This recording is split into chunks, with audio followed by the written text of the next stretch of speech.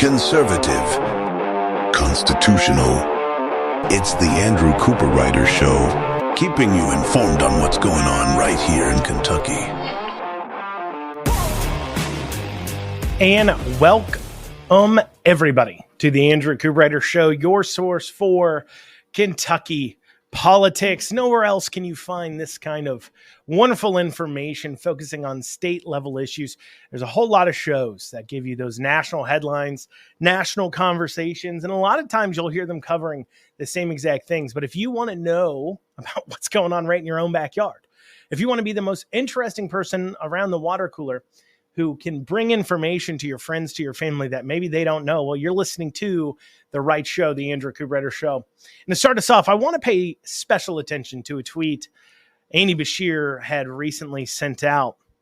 And it seems pretty innocuous initially, of course, when you first read it. But when you dig down into the implications of what is said, you can make a lot of questions, and it can be kind of... it can lead to some extra government spending, and it begs a question about what is government's role in these situations. So Governor Andy Beshear tweeted out, "These days, internet access isn't a luxury, it's a necessity. My Better Kentucky plan will invest to make sure every family across the Commonwealth has access to reliable, affordable, high-speed internet." There's a few things I want to zero in on. First, let me zero in on this My Better Kentucky plan, right? So whether or not you think it is government's role to provide internet access or to invest, quote unquote, in those types of things, put that to the side for a minute because, well, let's talk about that, actually. Let's dig into it. So in our modern age, we have so much government assistance that it turns things that otherwise government would have no interest in into now suddenly you can pitch it as government having an interest. For an example, having internet access may be something or a necessity or a service that rural parts of Kentucky, if they can get reliable high-speed internet access, well, they can engage in remote work and other types of labor and work over the internet that requires the internet, and then in turn they can move off public assistance. They can contribute to the tax base. So then that in turn now helps out the economy of Kentucky. You save money on them, of course, having to give them those welfare benefits that you need to put forward, but also at the same time, they become a tax-paying citizen. The fact that government's so big and the fact that government provides so much welfare makes it now a conservative position for government to, quote unquote, invest in these types of things and call it an investment where government can earn a return because, well, if you're moving people off of welfare onto that, then, well, that helps your bottom line. And so I recognize that, but let us first focus on a few things. One, why is it that rural Kentucky and parts of Kentucky have such a hard time and trouble sometimes with internet? Well, I want to take you back to, I believe, 2007-ish. And there was a technology coming out that is actually here in Kentucky. They're working on it, which was internet over electricity lines. And basically what it was is you could take a Wi-Fi receiver and you could plug it into any single plug in your house, and the power company could be delivering internet to you across the power lines. This was something that they're researching in, they're putting investments into, they're growing in, and parts of Kentucky started getting that offered to them until the government stepped in and said, whoa. You can't do that. And there's a court ruling that actually made it to where power companies were unable and unallowed to sell internet. And now you had to string new lines and everything. Because, of course, if you could deliver it over power lines, well, there's already power lines strung up all over rural Kentucky. So that would create internet access right away. But that was not allowed. Can't do it. So people abandoned researching that type of internet delivery service.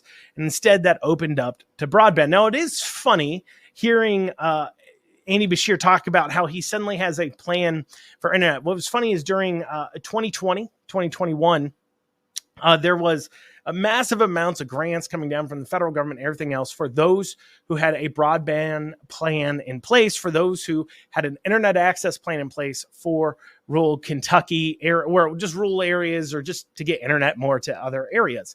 And of course, Kentucky and I believe Mississippi were the only two states where the governor hadn't put in place a broadband internet access plan. And because we didn't have that plan, we weren't able to access those funds or spend those funds on that, because Andy Beshear failed on the subject of internet access. But here he is now saying his greater Kentucky plan will go ahead and deliver on something that we've already missed out on funding on because he failed to get a plan in place. However, I do want to focus on that first term he made, the first sentence he made in this post. These days, internet access isn't a luxury, it's a necessity.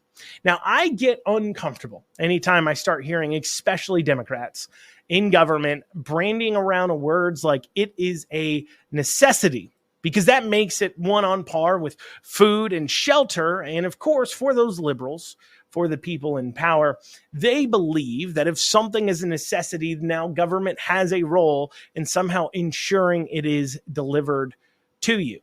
And this doesn't really coincide with what our founders viewed the role of government as.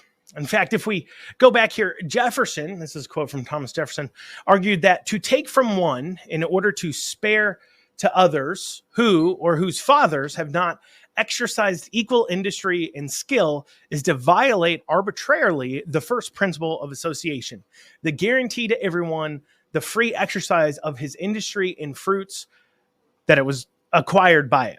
Essentially, Jefferson is saying that, well, if government views something as a necessity, if government believes they need to provide something to others, well, they then have to take from those who they themselves have earned through fruits of their labor or the labor of course, their prior ancestors. And that everybody has the opportunity for industry. And if they don't take up on it, and if they don't decide to get involved in that, well, to take from one and give to another, it's wrong. And of course it is. That's theft, right? That's when you hear people say taxation is theft, that's what they're talking about. They're saying that to take from one and give to another is theft. You're stealing, especially when government, of course, uses force. And while living in Europe, Benjamin Franklin, he's stated this: in different countries, the more public provisions were made for the poor, the less they provided for themselves, and of course became poor. And on the contrary, the less was done for them, the more they did for themselves and became richer. And so while I am not sitting here trying to grab internet access to be this end-all, be-all, absolutely biggest form of wasteful government welfare programs there is. Make no mistake, I'm not trying to do that. But what I do want to point out, though, is when we hear people in government branding around the word necessity, they're implying that government has some role into it. And I would argue government doesn't even necessarily have a role in ensuring that you have shelter and food. That should generally fall to private charity. Now, of course, there is arguments that the local governments from the founders, the local governments, when somebody has no family, is unable to take care of themselves due to injury or something such as that, disabilities, and has no family that should be taking care of them, their responsibility as family members, well, then perhaps local government has a very specific role in providing that. And it should be local government because, of course, local government best knows people's situation, individuals, accountability. And I think it's also important that when we dole out those types of charities, that you have to look somebody in the eye as you get it to be an encouragement for you to be able to stand, of course, on your own. But this very concept that government can't solve all your problems, as I talked about yesterday, is a concept foreign to most of those in government. They're unable to say, well, you should be able to provide for yourself. And that's why Andy Beshear throwing around words like internet is a necessity makes me uncomfortable. Because a necessity, when it comes to liberals, means they want to guarantee it. And government, of course, can't guarantee anything without stealing from others. It's very careful, very specific when we pick and choose our words, and we want to pay attention to what those in power are saying so we can draw the kind of greater conclusions and figure out where this is going. Well, coming up after this, we're going to be going over some changes going on in the legislature, possibly some conversations about bills, things like that going on. You're listening to the Andrew Cooperrider Show, your source for Kentucky politics. And you are back with the Andrew Cooperrider Show, your source for Kentucky politics. As always, if you want to reach out to the show, feel free to email info@theandrewshow.com. Once again, that's info@theandrewshow.com. Normally about this time of the year, I will have discussed dozens of bills on this show. I will have gone through some things that we could expect, things we need to push on. I will have better instructions, would have, of what you should be talking to your legislators about. But for some reason, the legislature has decided they don't want to pre-post bill requests. They want to wait until session before they make that kind of information public. And the reason why? Well, of course, they want to be able to relieve pressure off themselves. If you are a common citizen, the only way you can weigh in on bills is, well, in order to know what's coming down the pipe. And this legislature, under this current leadership, has gotten increasingly hostile towards the idea that we, the citizens, should be aware of what's going on. And this hasn't gone unnoticed. In fact, recently, the League of Women Voters did a study looking at some of the behavior of this legislature as far as its desire to keep secret what's going on behind closed doors and to keep it from you. And they identified a few key things. And they put together a study identifying what they call patterns of increasing use of fast-track maneuvers that make participation more difficult. And here's some of those procedures that they identified as a problem. First, giving a bill a reading before any standing committee has taken action on it. So one of the ways that we as citizens know whether or not we need to care about a bill, every year, hundreds of bills are proposed. Sometimes thousands are proposed for the legislature to consider. Every single legislator can file as many bills as they wish, and these show up as bill requests.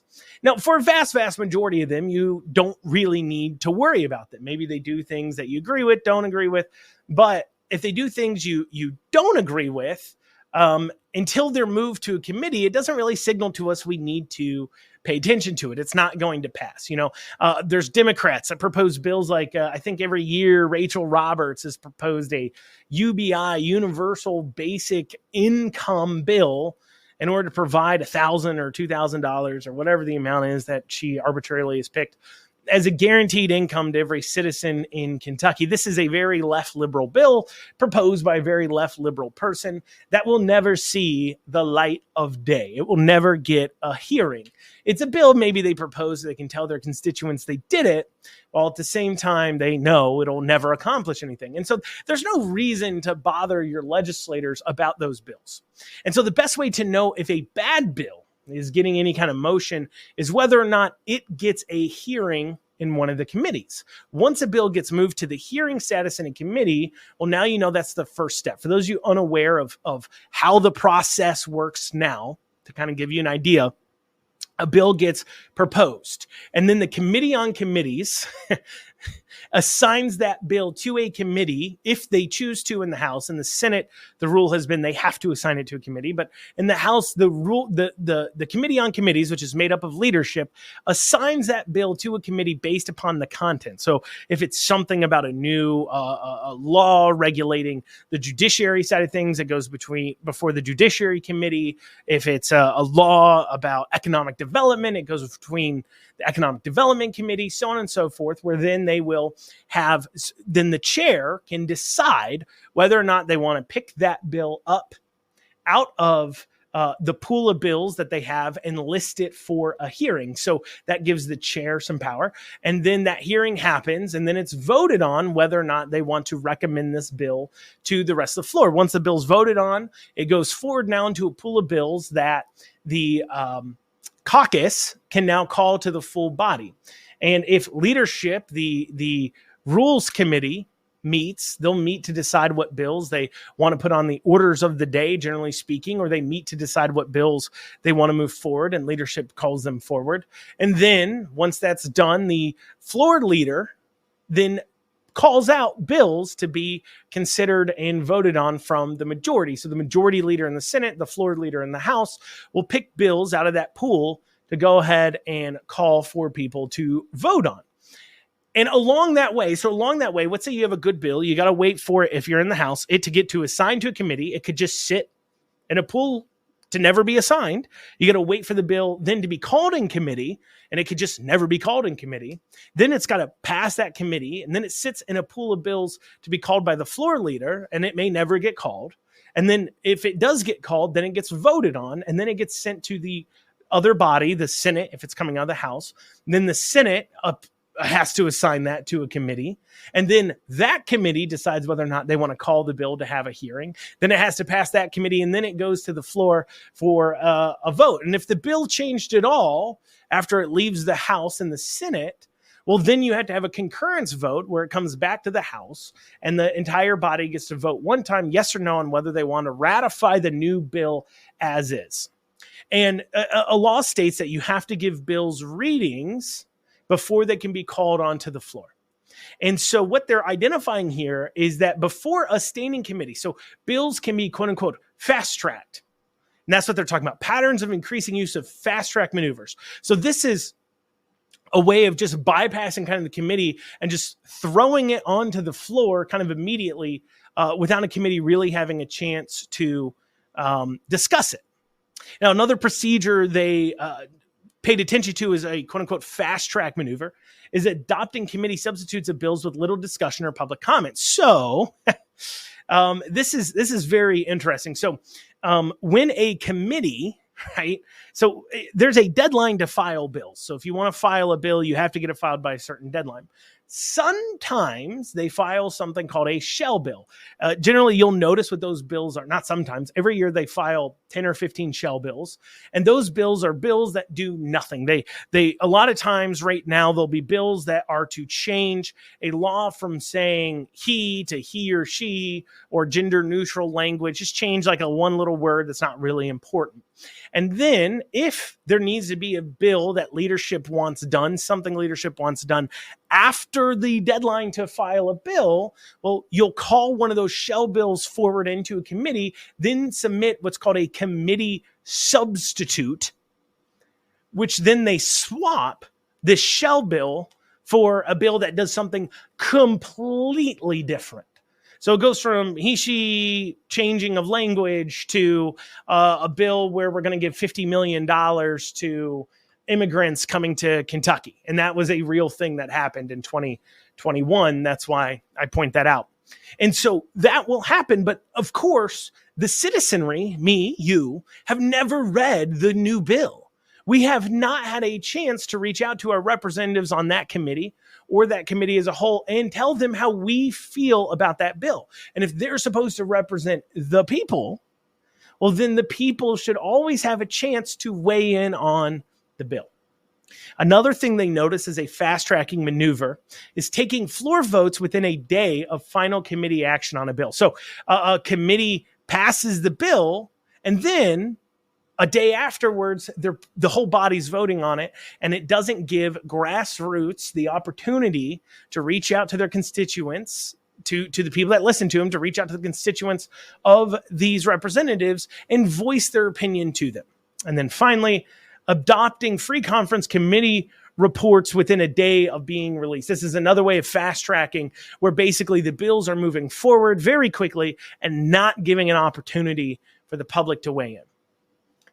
And this is, of course, an issue. It's an issue I've seen. It's an issue you've seen.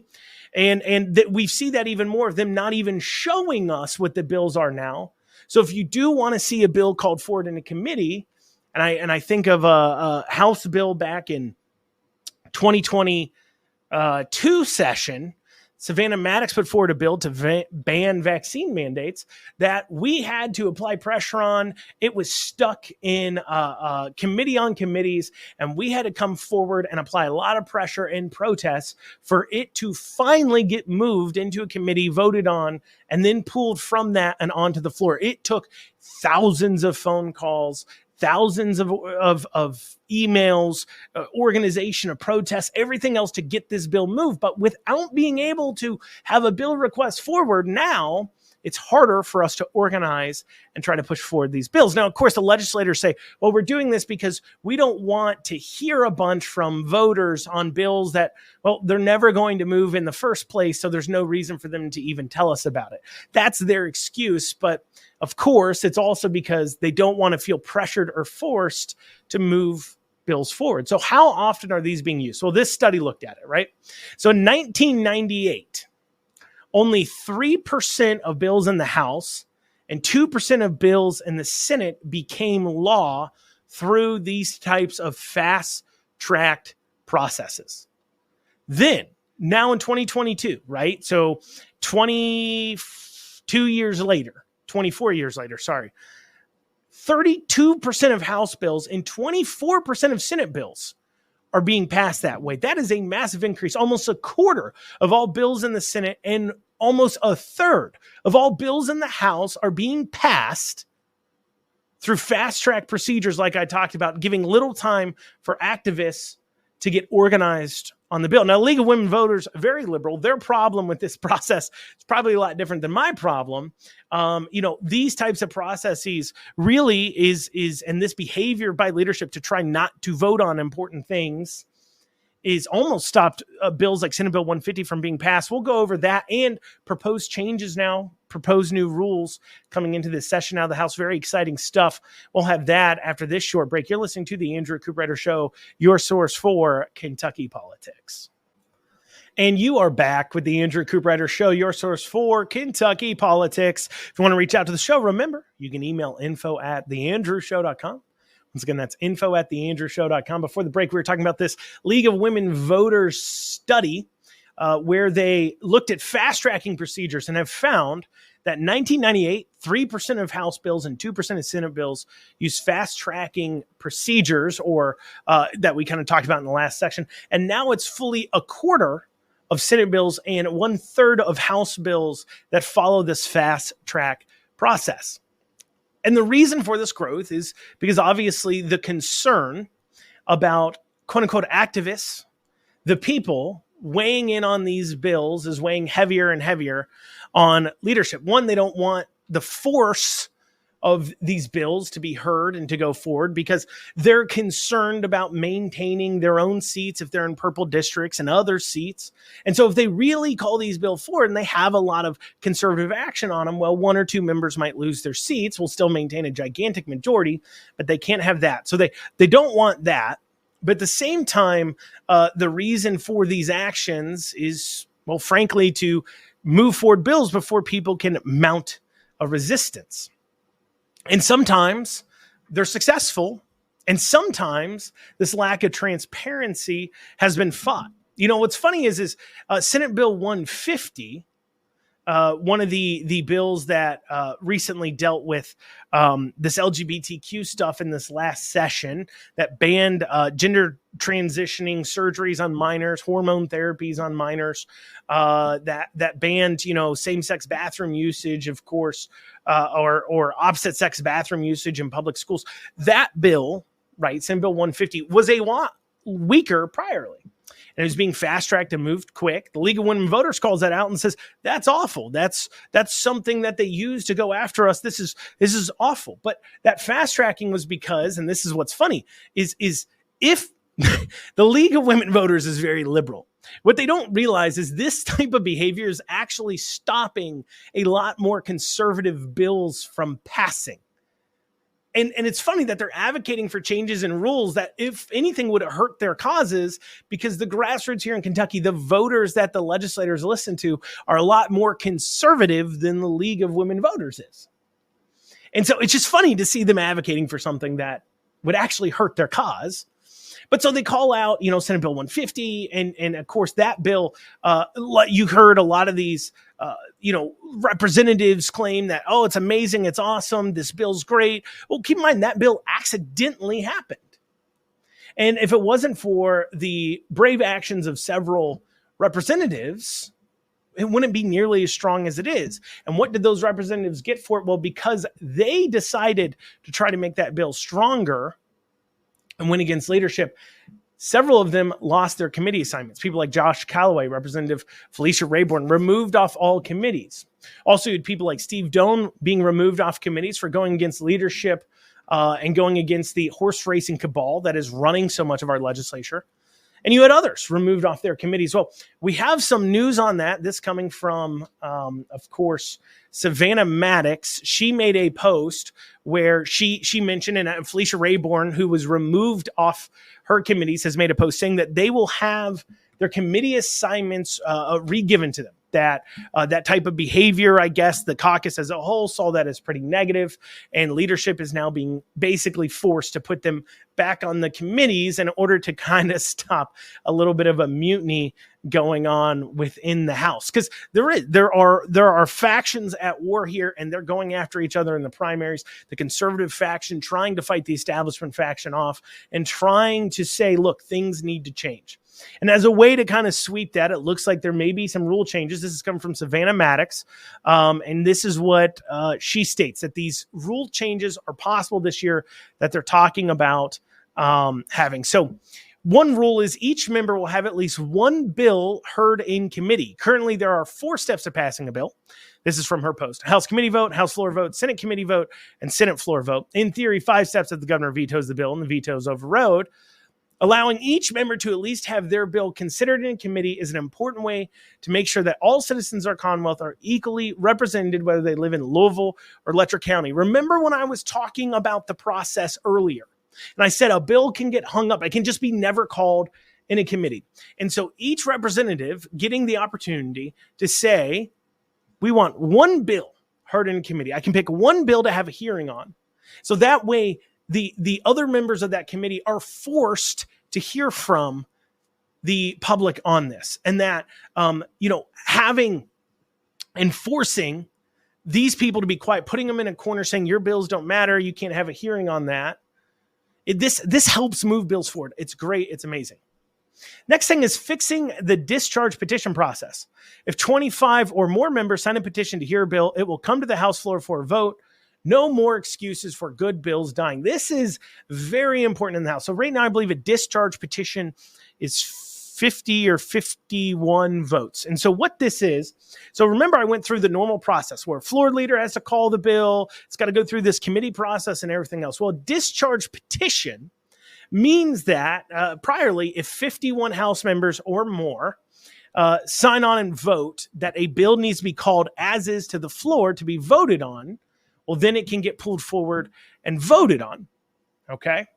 And they're talking about reducing down that number to 25. Very important. Now, of course, discharging is a little bit risky, right? It means you can't have amendments filed on the bills. You can't have any committee substitutes. You can't have any changes. The bill's kind of called as is and people vote on it. So that gets a little bit risky. But what it means is when you do have a good bill that 25 or more members say, we want this bill called forward. This is a good bill. This is something that we should be passing. That members of leadership can't hold it up. That liberal member of leadership who's not worried about getting conservative things done. See, remember, they hold power. Members of this political class a lot of times want to hold power for just simply the sake of power. They don't want to do anything with that power because if they do something, well, then people might get upset and then they won't wield more power. And so to them, right, what's the use of a conservative majority if it doesn't do conservative things? What is the use of that? It's useless. There's no reason for us to have it. And so pushing this forward to where bills can be heard, that's a good bill. So what if your vote, yes or no, costs 1 or 2 people a seat? We've got 80% of the House. It doesn't matter. What does matter is that we get conservative things done. Now, of course, the pushback against this and the reason why that was probably so high is because in the world of electoral politics, Getting a person to vote on something is incredibly important if you want to know where they actually stand. It is very easy to give lip service to all kinds of things. It's very difficult to actually vote on them. See, you can pretend, right, to your constituents to be for, I don't know, lower taxes. Tell them, I'm for lower taxes. I'm for less spending. But then at the same time, behind closed doors, tell your donors, the people that really want certain bills passed, hey, look, I'm for that. That's okay. Yeah, I mean, I'm going to tell them I'm against it, but really I'm not. You can send out there and say, I'm pro-life, I'm super pro-life, but until a pro-life bill comes to the floor for you to vote on, well, you can claim yours pro-life from now until the cows come home. Rubber hasn't met the road. You haven't actually had to do anything about it, right? You can claim you're for school choice until you have to vote on a school choice bill. Then, well, now you're on the record. And if you really weren't for school choice, if you're really secretly behind the scenes serving the interests of the teachers' unions and the administrative cabal that many of these schools have, because they were donating money, you're more scared of them than you are your voters, or at least until you had to take a vote, you're able to take advantage of them. And then the minute you have to take a vote, that goes away. So having a discharge petition like this that then forces people to go on the record, very important for knowing where your constituents stand. You as a voter should demand this. Any single representative that votes against that rule is saying they don't want you to know where they stand on important issues. That should be untenable for you as a constituent of theirs, that you would have a representative that feels that way, that they don't want you to know where they really stand. They don't want to take hard votes on conservative things, doing the right thing that maybe might not be the most popular because, well, that may cost them a seat and they can't handle that. We'll go over what the rest of these rules are after this break. You're listening to the Andrew Cooperrider Show, your source for Kentucky politics. And you are back with the Andrew Cooperrider Show, your source for Kentucky politics. As always, you want to reach out to the show, email info@theandrewshow.com. For the break, we're going over what Representative Savannah Maddox posted on Facebook about possible rule changes and the implications are of such things. We've gone over the first two. Let's go into the next one. Committee chairs and vice chairs will be selected by the committee members themselves.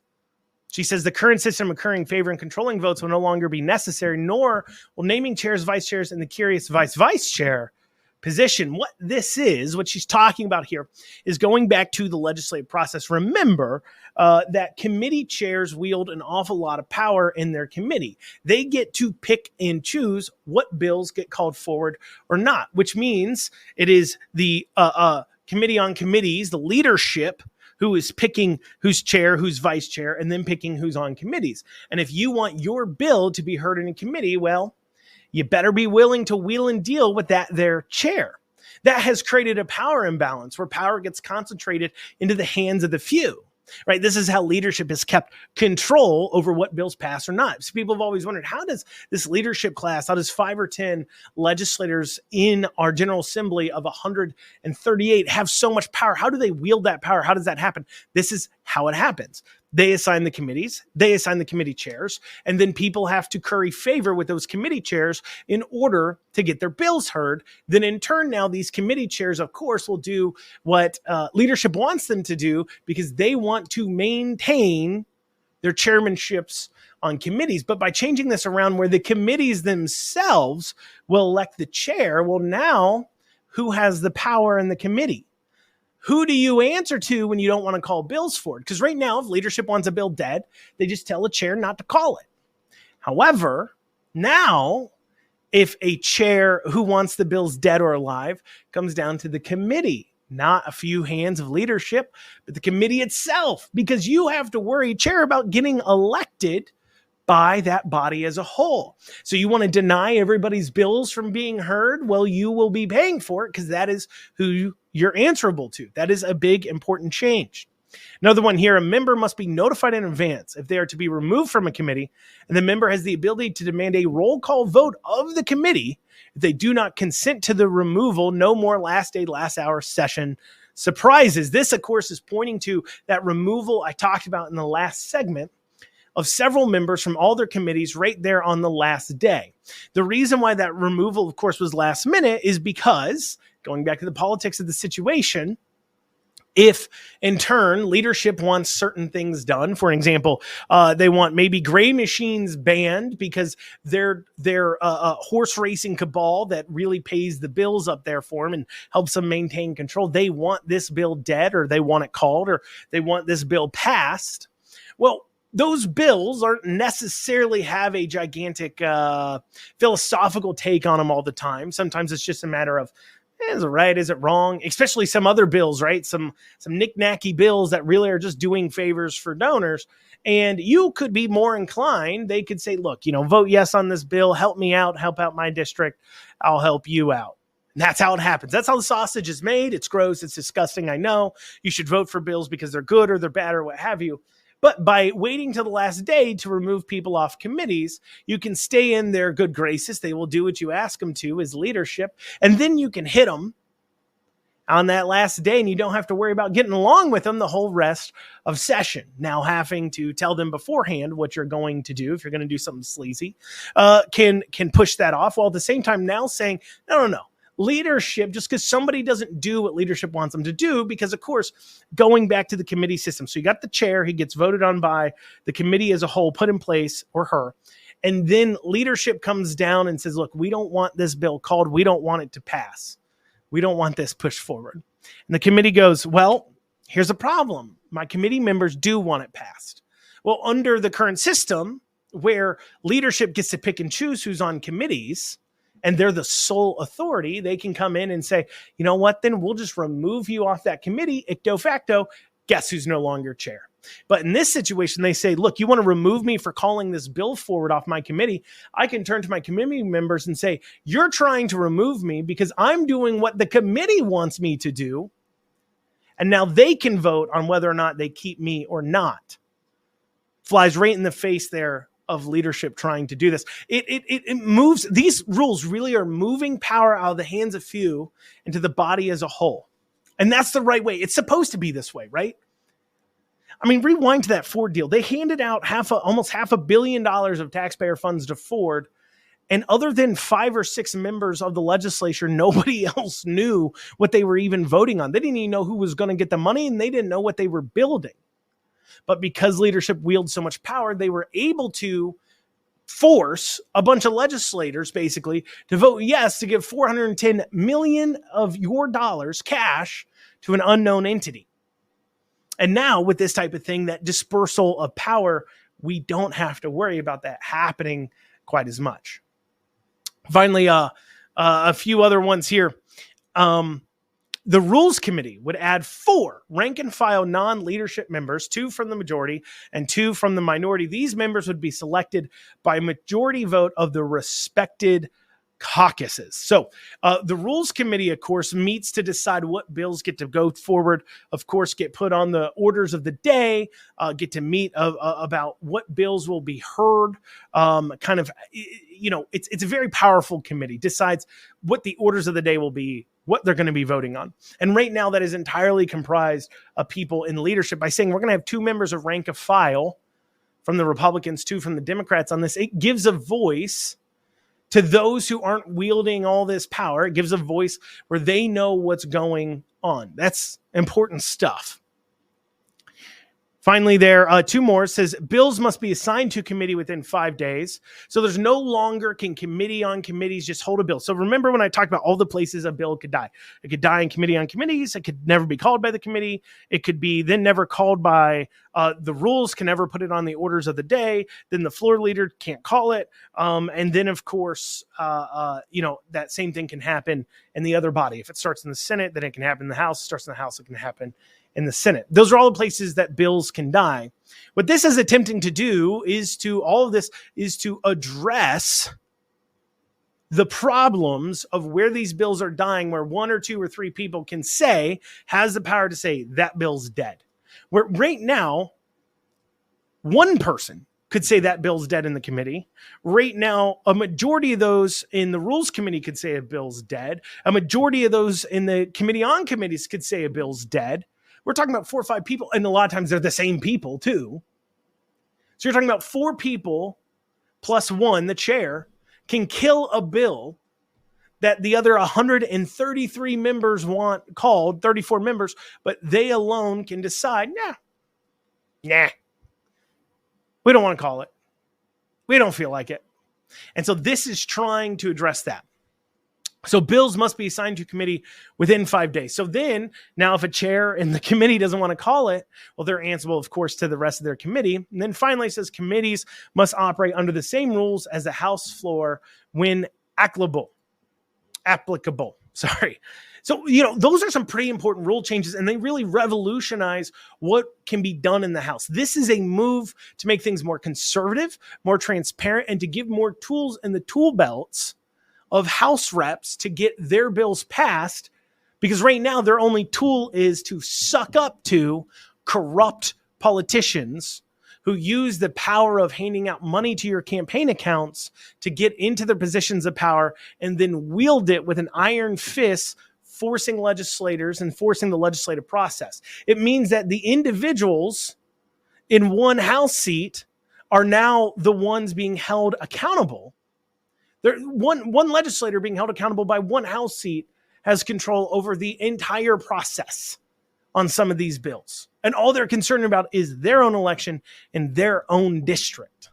So this takes power out of that person who's only worried about their own skin, instead moves it to the body who wants to be able to consider bills as a whole about what's best for their constituents. This is important stuff. And I encourage you, talk to your representatives, your House reps, about these rule changes and get their feelings on it. If they express at all any apprehension with any of them, one, let me know. Email me at info@theandrewshow.com. I would love nothing more than to call them out for it. And 2, ask them to calmly explain to you on why that would be a bad idea. And remember what I've said here today. Remember my talking points I've given you, because I think that's incredibly important to combating them back. See, so often you talk to your legislators, if you're not prepared, if you're not mentally prepared, if you don't have the information, they can just lie to your face and you don't know any better. So that's why paying attention, listening to shows like this, incredibly, incredibly important. Well, y'all, that's what we have time for today on the Andrew Cooperrider Show. I thank y'all so much for joining me. We'll see you back here tomorrow at 1 o'clock. Have a great rest of your Thursday.